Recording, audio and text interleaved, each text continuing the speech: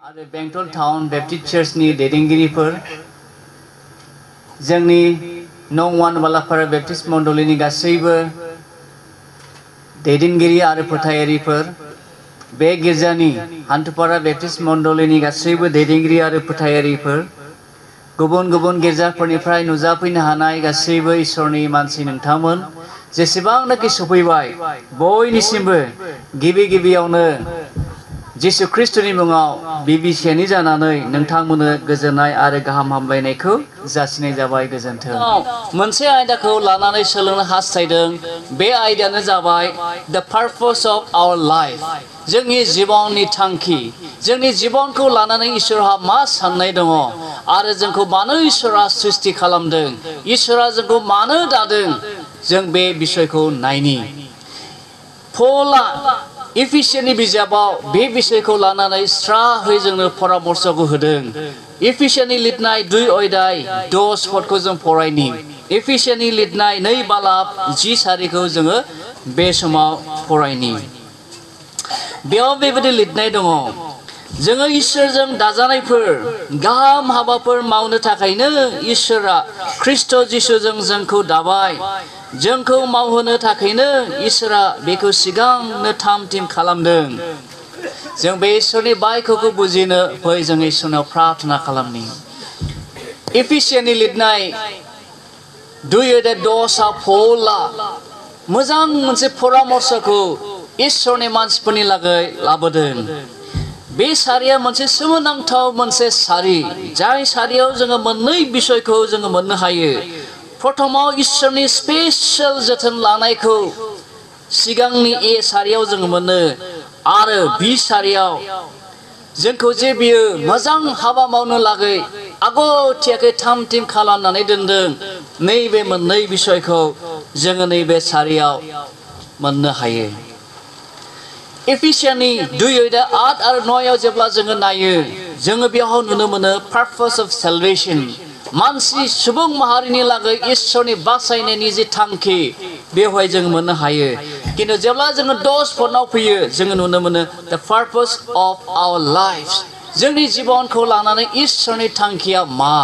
जोंनि जिबनजों इसोरा मा मावनो हास्थायदों जों बेखौ बेयाव मोननो हायो। 2 अध्यायनि 10 सारियावहाय सिगांनि सारियाव पौला बे बाथ्राजों जागायदों जोङो इसोरजों दाजानाय इसोरनि मानसिफोर नैबे सोदोबजों पौला गावनि बुंनायखौ जागायदों आरो बियो बुंनो हमदों जे गावनि थांखिखौ मावफुंनो जोंखौ बियो डिजाइन खालामनानै दादों जोंखौ गावनि इच्छा बायदि महर होनानै बियो जोंखौ दादों। जेरै दो दाग्राया दोखौ गावनि इच्छा बायदि नायै नायै महर होनानै थिख्लिनांगौब्ला थिख्लिनि साइजै थौनिब्ला थौनि साइजै थाबनिब्ला थाबनि साइजै नोजोर होनानै गावनि नांगौ जखा बायदि गावनि इच्छा बायदि दोखौ जेरैबायदि बानायो बेबायदिनो इसोरा गावनि थांखिखौ मावफुंनो गावनि बे सृष्टि खालामनाय मुलुगाव गावखौ समायहोनो गावनि इच्छा बायदि जों साफ्रोमनोबो गुबुन गुबुन क्वालिटिस गुबुन गुबुन बोलो गुबुन गुबुन रोंगौथि गुबुन गुबुन साननायखौ होनानै इसोरा गावनि महिमाखौ मावफुंनो जोंखौ सृष्टि खालामदों। बेखायनो मुलुगाव थानाय सासेबो व्यक्तिया जों एखे नङा साफ्रोमबो मानसिफोरनि महर मुस्रियाबो एखे नङा साफ्रोमबो व्यक्तिफोरनि साननायाबो बेलेग बेलेग। दिनै जोंनि भारतआव 100 कौटिनिबो बारा मानसि दङ मुलुगाव 800 कौटिनि बारा मानसि दङ। दिनै जोंनि महर मुस्रिफ्रा एखे नङा जोंनि साननाय हनाय आसार बेबहारा एखे नङा मानो खारना बेनो इसोरा जोंखौ गावनि इच्छा बायदि गुबुन गुबुन महर गुबुन गुबुन साननाय गुबुन गुबुन आदर्शखौ होनानै जोंखौ इसोरा सृष्टि खालामदों। बेनि जोंखौ सृष्टि खालामनायनि थांखिया जाहाथे जोङो बेनि मोजां खामानिखौ मावनो हायो। जेरै दाग्राया दोफोरखौ गावनि इच्छा बादि दायो आरो दोआ दाग्राखौ जों बुंनो हाया जे दाग्रा कुमार मानो नोङो आंखौ बेबायदि महर होनानै दाखो होननानै दोआ दाग्राखौ जों बुंनो हाया बेबायदिनो जोङो इसोरजों दाजानायखाय जोङो गावखौ जोङो इसोरखौ बुंनो हाया जे इसोर नोङो आंखौ मानो बेबायदि दाखो इसोर नोङो मानो आंखौ बेबायदि खालामखो होननानै जों इसोरखौ बुंनो हाया मानोना जेरैबायदि दोआ दाग्राखौ जोङो उत्तर होनो हाया बेबायदि जोंनि सोरजिगिरि इसोरखौ जोङो उत्तर होनो हाया मानोना जोङो बिजों दाजानाय मानसि आरो जोङो बे मुलुगाव जोंखौ बियो दानानै दोननायनि थांखियानो बिनि उद्देश्यखौ बिनि थांखिखौ मावफुंनो थाखाय इसोरा जोंखौ दादों इसोरा जोंखौ दानायनि नोजोरा बेनो जाहाथे जोङो बिनि मुलाम्फानि लागै जोङो थांनानै थायो बिनि महिमानि थाखाय बिनि थांखिनि थाखाय आरो जोङो बिखौ रंजाहोनो थाखाय मिया मोनायाव सासे डक्टर मानसि CMC भेलरनि डक्टरमोन बियो आंखौ मिया एराउन्ड 8:30 फ्राव फन खालामदों जेब्ला आङो बिथांजों रायलायबाय थादों बिथाङा आंखौ फनाव बुंदों डक्टर रेबेका बिनि मुङा डक्टर रेबेका बियो लन्डनाव गावनि मेडिकेलखौ बियो फरायदोंमोन बियो सासे डक्टर जेब्ला आं बिथांजों रायलायबाय थादों बियो आंखौ बुंदों आङो CMC भेलराव आं सासे डक्टरमोन खिन्थु आं दिनै बे डक्टर खामानिखौ नागारनानै आङो दिनै हागाय इन्टारनेशनेल इसोरनि खामानियाव आं फुल टाइम दिनै खामानि मावबाय आं सारप्राइज जादों सासे हाइलि क्वालिफाइड लन्डनाव फरायनाय डक्टर मानसि लार्ज एमाउन्टनि सालारि मोनो बियो गावनि गेदेर सालारि मोननायखौ नागारनानै इसोरनि हाबानि थाखाय आं फुल टाइम दिनै फैबाय होननानै आंनो बियो खोन्थाहरनानै आंखौ बियो मोनसे बाथ्रा बुंदों नोंथाङा इच्छा जायोब्ला बे ट्रेनिंआव नोंथाङाबो थाङोब्ला मोजां जागोन दिनै इसोरनि जोंनि जीबनखौ लानानै थांखिखौ मानसिफ्रा दिनै मिथिनो हानायखाय गेदेर साख्रि मावनायफोरखौ नागारनानै इसोरनि खामानियाव दिनै फैनायफोरखौ जों दिनै नुनो मोनदों खारना बेनो इसोरा जोंखौ गावनि मुलाम्फानि थाखाय गावनि महिमानि थाखाय गावनि थांखिनि थाखाय आरो गावखौ रंजाहोनो थाखाय इसोरा दानायखाय मानसिफ्रा दिनै इसोरनि इच्छाखौ नागिरनो हमदों इसोरनि उद्देश्यखौ बुजिनो सेस्था खालामदों इसोरा आंनि जीबनखौ लानानै मा मावनो हास्थायनाय दङ जाहाथे जोंनि बे मुलुगाव दसे सम थांनानै थानाया जाहाथे आफा इसोरनि इच्छा बायदि जायो आफा इसोरखौ समायथि होनो हायो आरो इसोरखौ गौरब प्रशंसा खालामनो हायो रिक वारेनआ मोनसे बेबायदि खोथा बुंदों रिक वारेन जायफ्रा रिक वारेननि लेखाखौ फरायबाय पार्पस ड्रिभेन लाइफ बे लेखायाव थांखिजों दैदेनजानाय बे लेखायाव रिक वारेनआ बेबायदि खोथा बुंदों जोङो गावखौनो सोंलु सोंनानै लानो रोंनाया जोबोद गियाननि मावनायनो गोबां समाव जोङो गावनि जीबनखौ जों बिजिरनानै लानो रोङैयाव गोबां समाव जोङो उन जानानै थायो जों मा अबस्थायाव दं जों बेखौ बिजिरनानै लानो रोङा आरो जोङो गावखौ सोंलु सोंनो रोङा रिक वारेनआ बेबायदि खोथा बुंदों आङो बुहुमाव मानि थाखाय दं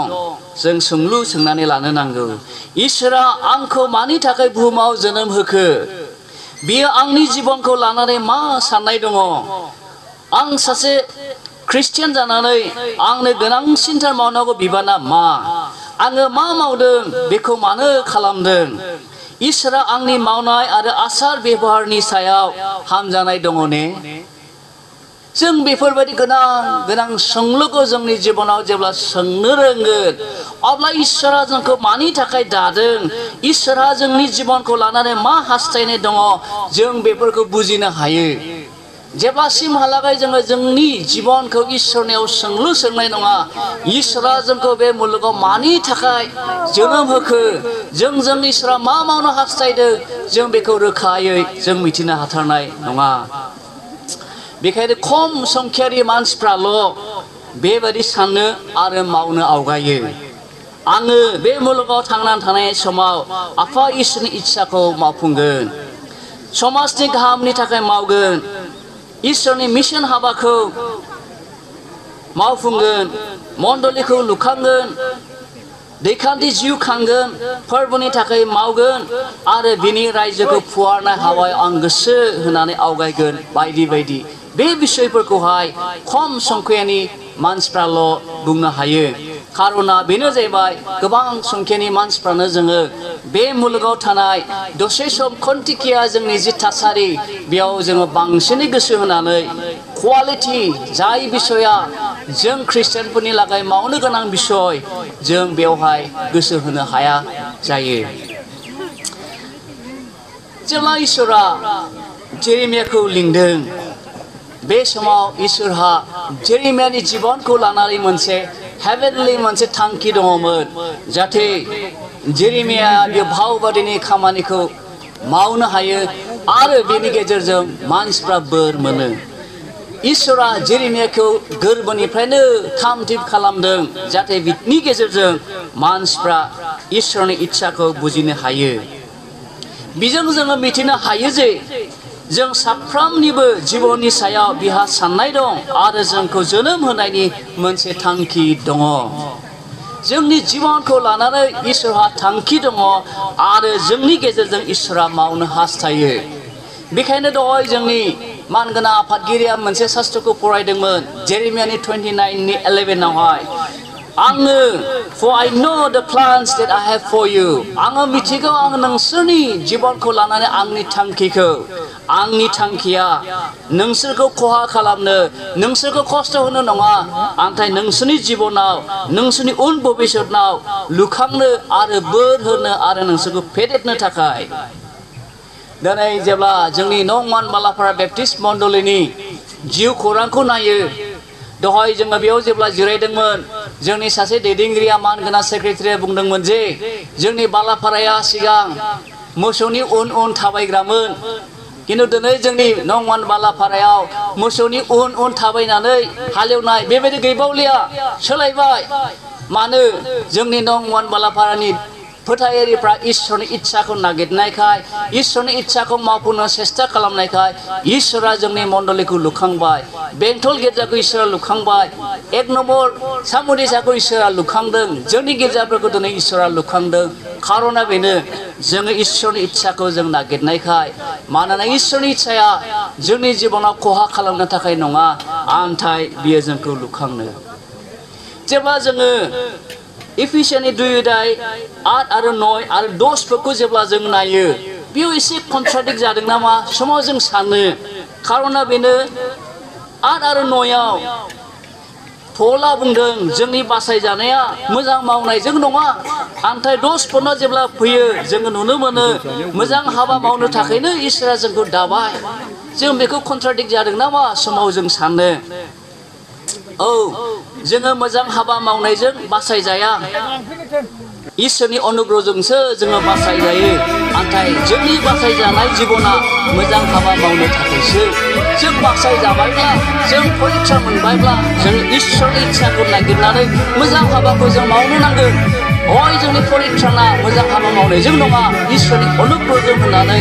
8 आरो 9 पनाव जों मोनो किन्तु जोङो बासायजाबायब्ला परिक्षाखौ जों मोनबायब्ला जोङो मोजां हाबा मावग्राफोर जाथारनांगोन बाइबेला बेखौ फोरोङो जोङो ख्रिस्ट'नि अननायखौ मोननो सायख'जाबायब्ला जोङो ख्रिस्ट'नि हाबाखौ मावनो थिसनजाबाय बेजों लाजानाय आरो सायख'जानाय मानसिफोरनि लागै मोजां हाबा मावनायनि अनगायै जोंहा सेकेन्ड अपसन गैबावा बेजों लाजानाय बेजों सायख'जानाय मानसिफोरनि लागै मोजां हाबा मावनायनि अनगायै जोंहा सेकेन्ड अपसन गैया जों ख्रिस्टियानफ्रा माब्लाबाबो जोङो गाज्रि हाबा मावनो हाया धोरोमिया खामानि मावनो हाया जायखौ इसोर हामजाया जोङो बेबायदि खामानिखौ मावनो हाया मानोना इसोरजों लाजानाय इसोरजों सायख'जानाय परिक्षाखौ मोननाय मानसिफ्रा जोङो गाज्रि हाबा मावनो थाखाय एबा मोजां हाबा मावनायनि अनगायै सेकेन्ड अपसन जोंहा गैबावा थारमाने जोङो मोजां हाबाखौ मावनो थाखायनो इसोरजों दाजानाय व्यक्तिफोर अब्लालाय मानोना जोंनि मण्डलिफ्राव दिनै समस्या जायो मानोना जोंनि मण्डलिफ्रालाय गावस्रायो बेनो जाबाय सैताननि मावनाय सैताना जोंनि मण्डलिनि खौसेथिखौ नायनो हाया जोंनि इसोरनि मानसिफोरनि जौगानायखौ सैताना नायनो हाया जोंनि गेजेराव बिसिंखौल लाबोनानै जोंनि मण्डलिफोरखौ थेर बेथेर खालामनो सानो मण्डलिफोरखौ डिसइउनिटि खालामनो सानो गोहो गैयै खालामनानै इसोरनि मण्डलिखौ गुबुंले खालामनो सानो ख्रिस्टियान नखरफोरखौ गुबुंले खालामनो सानो बे गासैबो सैताना जोंनि सायाव गाज्रि नोजोर दोननायखाय दिनै जोंनि मण्डलिफ्रा दिनै थेर बेथेर जानो जों समाव जायो आन्थाय इसोरनि इस्साया इसोरनि जिउनि हास्थायनाया गावनि मण्डलिफोरखौहाय गावस्रा जानायखौ थेर बेथेर जानायखौ बियो लुबैया आन्थाय लुखांजानाय जौगानायखौ इसोरा जोंनिफ्राय लुबैयो मानोना इसोरा जोंखौहाय मोजां हाबा मावनो थाखायनो इसोरनि थाखाय थांनानै थानो थाखायनो जोंखौ सृष्टि खालामनायखाय इसोरा जोंखौ गावस्रानाय थेर बेथेर जानाय लेथेर फेथेर जानायखौ इसोरा हामजाया मानोना इसोरनि जिउआ गावस्रानाय लेथेर फेथेर जानायखौ हामजाग्रा जिउ नङा इसोरनि जिउआ जेब्लायबो गोजोननाय शान्ति खौसेथिखौ जेब्लायबो हामलायो आन्थाय सैताना जोंनि स्ट्रेंथखौ डिसइउनिटि खालामनो बेखौ लाबोयो बेखायनो जों बासायजानाय मानसिफोरनि लागै परित्रानखौ मोननाय मानसिफोरनि लागै मोजां हाबा मावनायनि अनगायै जोंहा सेकेन्ड अपसन जेबो खामानि गैया जेब्ला जोङो verse 10 नि बियाव जोङो नायो गाहाम हाबा मावनो ख्रिस्ट'जों जिसुजों जोंखौ बियो दाबाय गाहाम हाबा मावनो थाखाय ख्रिस्ट' जिसुजों जोंखौ दाबाय created in Jesus for good works जोंखौ मोजां हाबा मावनो थाखाय बियो जोंखौ जिसु ख्रिस्ट'जों दाबाय गाहाम हाबाफ्रालाय माथो गोबां समाव जोंनियाव सोंलु फैनो हागौ माखौ इसोरालाय गाहाम हाबा होननानै बुंदों जायजों इसोरा खुसि जायो बेनो गाहाम हाबा जायखौ इसोरा मोजां आरो गोनां होननानै सानो जाय हाबाफ्रा इसोरनि हास्थायनायखौ सुफुङो जाय हाबाफ्रा सोरगो रायजोआव रंजानायखौ लाबोयो जाय हाबाफ्रा इसोरनि मिशन हाबाखौ मावफुङो जाय हाबाफ्रा समाजाव गोजोन थासारिखौ लाबोयो बेबादि मोजां खामानिखौ इसोरा जोंखौ मावजानो लुबैयो गाहाम हाबाखौ सरासनस्रायै जोङो मोननै बाहागोआव नायो मोनसेया जाबाय जेनेरेल वर्क्स सरासनस्रा जोङो जायखौ जोंनि मेगनजों नुयो बेनो जाबाय लाभ योर नेबर जोंनि उसुं खाथियाव थानाय मानसिफोरखौ अननाय गावजों गाव सहाय खालामलायनाय गावजों गाव हेफाजाब खालामलायनाय समाजनि थाखाय मोजां खामानि मावनाय बेफोरखौ जोङो जेनेरेल वर्क्स खामानि हिसाबै जोङो नायो जायखौ गासैबो मानसिफ्रानो मावनो सेस्था खालामो नाथाय जोङो लिंख' जानाय मानसिफोरनि लागै बेनि अनगायैबो आरोबाव मोनसे लेभेल गोजौआव इसोरा जोंखौहाय मावजानो खामानि होदों बेनो जाबाय स्पेशलाइज वर्क्स जोङो स्पेशलाइज स्ट्रिमाव थांनांगौब्ला जोङो मोनसे लेभेलखौ फरायखांनायनि उनावसो स्पेशलाइजजों थांनो हायो सोरबा एमए फरायनो सानदोंब्ला स्पेसिफिक मोनसे साबजेक्टखौ बियो स्पेशलाइज खालामब्लासो बियो मास्टार डिग्री खालामनो हागोन सोरबा हायर डिग्री थांनांगौब्ला सासे एमबिबिएसखौ जोङो स्पेशलाइज डक्टर बुंनो हाया जेब्लासो बे एमबिबिएस पास जानायनि उनाव आरोबाव स्पेशलाइज कोर्स लागोन अब्ला जों बेखौ मा बुङो स्पेशलिस्ट डक्टर बेबायदिनो इसोरा जेनेरेल खामानिनि अनगायैबो जोंखौ आरोबाव स्पेसिफिक खामानिफोरखौ मावजानोबो इसोरा जों ख्रिस्टियानफोरखौ लुबैदों बे स्पेसिफिक एक्टिभिटिसफोरखौ इसोरा जोंनिफ्राय हास्थायो एबा जोंखौ मावजानो लुबैयो गांसेनि तिम'थेनि 2:4 बेखायनो तिम'थेनि गेजेरजों इसोरा पौला तिम'थेनो बे परामर्शखौ हरदों जे इसोरनि हास्थायनाया बेनो साफ्रोमबो मानसिया बासायजाथों आरो नंगौखौ मोजाङै मिथिथों इसोरनि हास्थायनाया बेनोल' जाहाथे बे मुलुगाव थानाय मानसिफ्रा परित्रानखौ मोनो दिस इज द अनलि विल अफ गॉड इसोरनि हास्थायनाया बेनो लुबैनाया बेनो मुलुगाव थानाय मानसिफ्रा जाहाथे परित्रान एबा बासायजानायखौ मोननो हायो बे जाबाय इसोरनि गुदै हास्थायनाय दा बे गुदै हास्थायनायखौ मावफुंनो इसोरा जोंखौ लिंदों बे गाहाम हाबाखौ मावनो इसोरा जोंखौ लिंदों जाहाथे जोंबो इसोरनि इच्छाखौ मावफुंनायाव योगदान होफानो हायो। इसोरा जोंखौ गावनि खालामदों माने बिहा मोनसे थांखि दङ जाहाथे जोंनि गेजेरजों इसोरा गावनि थांखिखौ बियो मावफुंनो हायो। बेखौ मावफुंनो थाखायनो इसोरा जोंखौ दाबाय, जोंखौ बियो सायख'नानै लाबाय आरो गावनि खालामबाय। बेखौ मावनो थाखायनो इसोरा जोंखौ दाबाय, जोंखौ सायख'नानै लाबाय आरो गावनि खालामबाय। जोङो रावबो मानसिया जोंनि इसोरनि बिसा जानो जोङो सेस्था होब्लाबो जों जानो हानाय नङा। बाइबेला गोख्रोङै बुंदों जोङो जिसुखौ नागिरनानै मोनाखै, जिसुखौ रावबो नागिरनानै जों मोननो हाया। आन्थाय बाइबेला जोंनो प्रमाण होदों। जिसुआ जहननि लिरनाय 15:16 बुंदों नोंसोरो आंखौ सायख'वाखै, आन्थाय आंसो नोंसोरखौ सायख'नानै लाबोदों। जिसुआ बुंदों जे नोंसोरो आंखौ नागिरनानै मोनाखै, आन्थाय आंसो नोंसोरखौ नागिरनानै गावनि न'खराव लाबोबाय, गावनि खालामबाय आरो आंनि बिसाफोर दिनै खालामबाय। जिसुआ जोंखौ दानानै सायख'नानै गावनि खालामनायखाय इसोरा जोंखौ गावनि इच्छाखौ मावफुंजानो बियो लुबैयो। गावनि थांखिखौ मावफुंनायाव जोंखौ योगदान होजानो लुबैयो। हमनानै लादो जोंनि मोनसे न'खरा जोंनि बिफाया माबा मावनो हास्थायदोंब्ला बिसाखौ गावनि हास्थायनायखौ मावफुंजानो गावनि बिसाखौ जोंनि बिमा बिफाया बुंबाय थायो। थिग बेबायदिनो इसोरा गावनि थांखि परित्रान होनायनि थांखिखौ मावफुंनो थाखाय जों मण्डलीखौ इसोरा जेब्लायबो लुबैयो। जों साफ्रोमबोनि जिबनाव इसोरनि अननायखौ नांगौखाय, परित्रानखौ नांगौखाय, परित्रान गैयाब्ला जोंनि जिबना बे मुलुगाव जेबो मुल्य गैयैखाय बे परित्राननि बिसयखौ जों साफ्रोमनिबो जिबनाव नांगौ। मानोना इसोरनि बाइख्यआ बुंदों जायनि अन्तराव इसोरनि जिउआ गैया, जायनि अन्तराव ख्रिस्ट'आ गैया बिसोरो इसोरनि नङा, ख्रिस्ट'नि नङा। बेखायनो जोङो ख्रिस्ट'नि जानांगौब्ला, इसोरनि जानांगौब्ला इसोरनि जिउआ जोंनियाव थानांगोन। इसोरनि जिउआ जोंनियाव माबोरै थागोन? परित्रानखौ जों बोरै मोनगोन? गावनि गोसोफोरखौ गुरै जानानै गोरोन्थिनिफ्राय गिदिंफिननानै जिसु ख्रिस्ट'खौ जेब्ला जों निमन्त्रण खालामगोन, गावनि अन्तराव जोङो जायगा होगोन, प्रभु होननानै जोङो फोथायनानै आजावगोन, जिसुनि खाथियाव जेब्ला जों गंग्लायगोन, जोङो जिसु ख्रिस्ट'नि बिसा जानो इसोरा जोंनो एक्टियारखौ होगोन। बेखायनो बे मोजां खामानिखौ मावनो थाखायनो इसोरा जोंखौ दादों, इसोरा बियो जोंखौ सायख'नानै लाबाय आरो बियो गावनि खालामबाय। नङालाथ' जोंनि भारतनाव माथो बहुद गोरों गोरों मानसिफोर दङ, बिसोरखौबो गावनि खालामनो हागौमोन माथो। मानोथो जों बादि ट्राइबेल मानसिफोर, जाम्बा जला जों बादि हाग्रानि मानसिफोर होननानै दाबो साउथनि मानसिफ्रा जोंखौ बुङो। जों बादि साधारन मानसिखौ मानोथो लागो? जाहाथे जोंनि गेजेरजों इसोरनि महिमाया प्रकाश जायो। दिनै जोंनि जि गिर्जाफ्रा दिनै इसोरनि खामानिखौ मावदों, टप प्रायरिटि जों होनानै मावदों, बेनो जाबाय जों आफा इसोरनि इच्छाखौ फुलफिल खालामनो जोङो आवगायदों।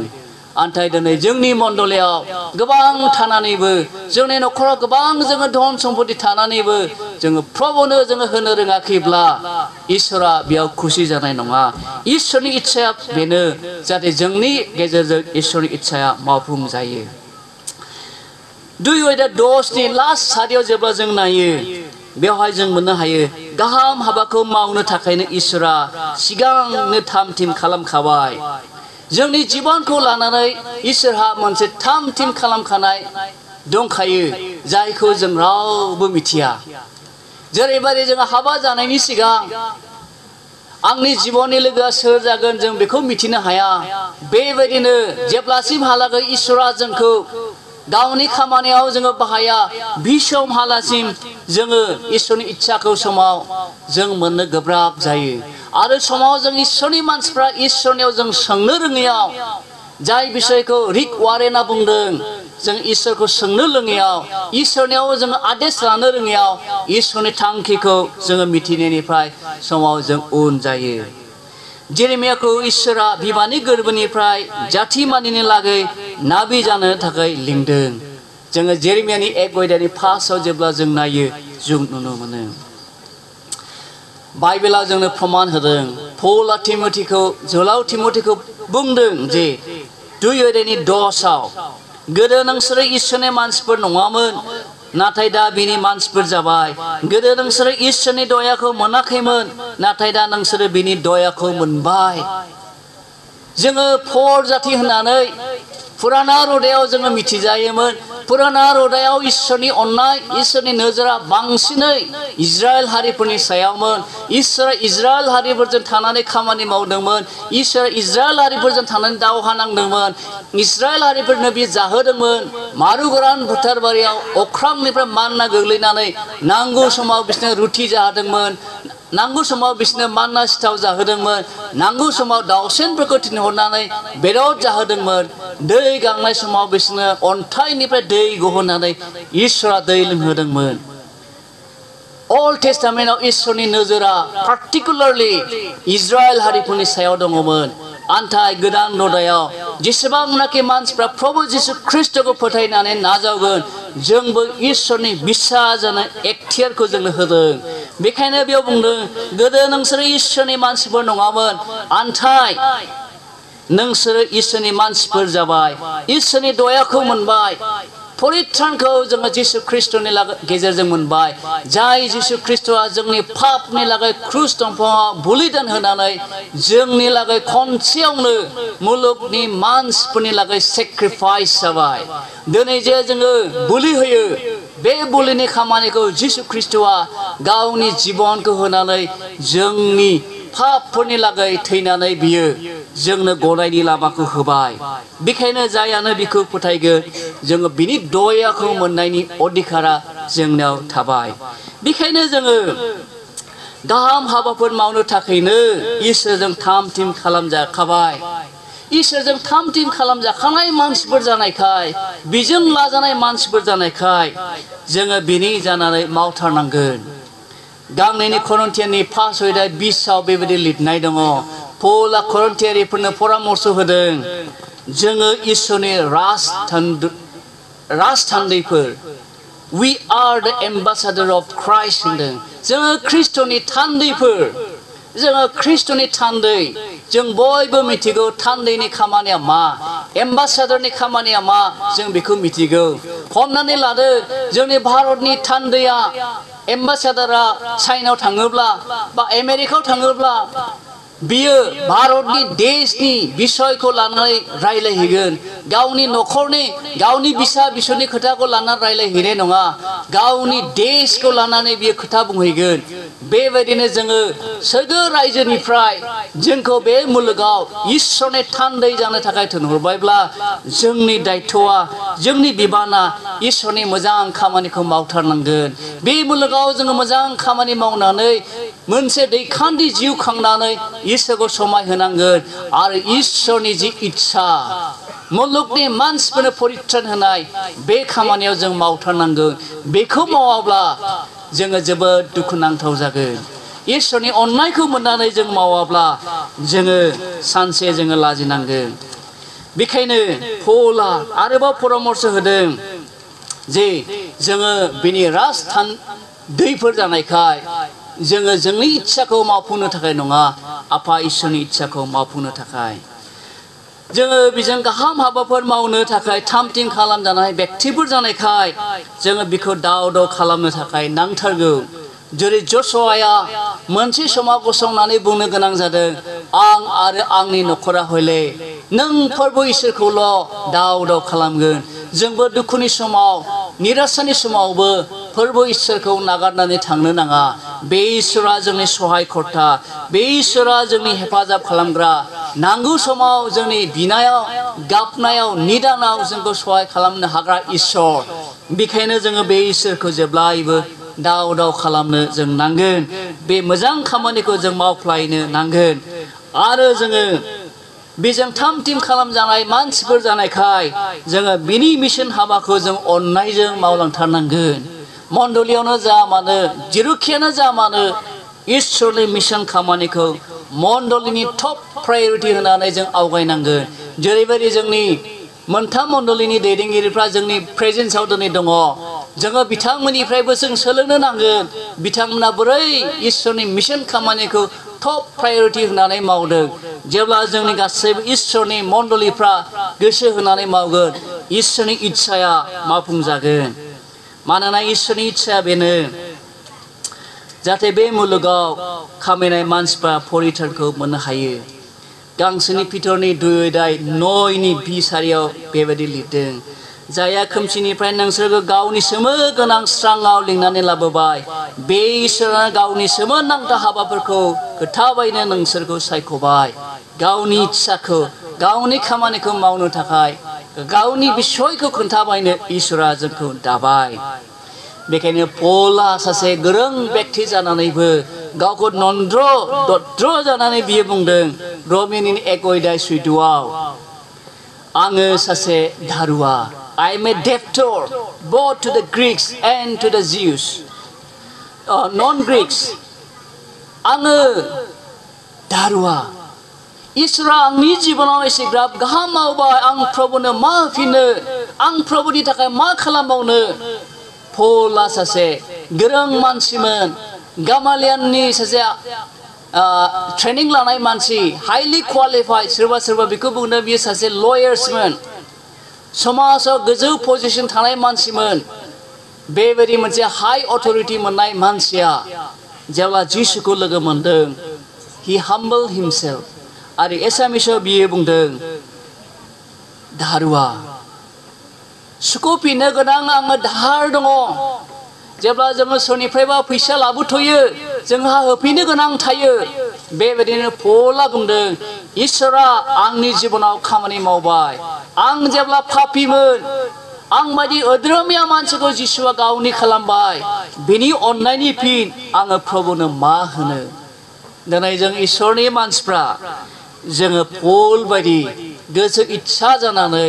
मोजां खामानिखौ मावनो जों आवगायनांगोन बे मोजां खामानि मावनो थाखायनो इसोरा जोंखौ दाबाय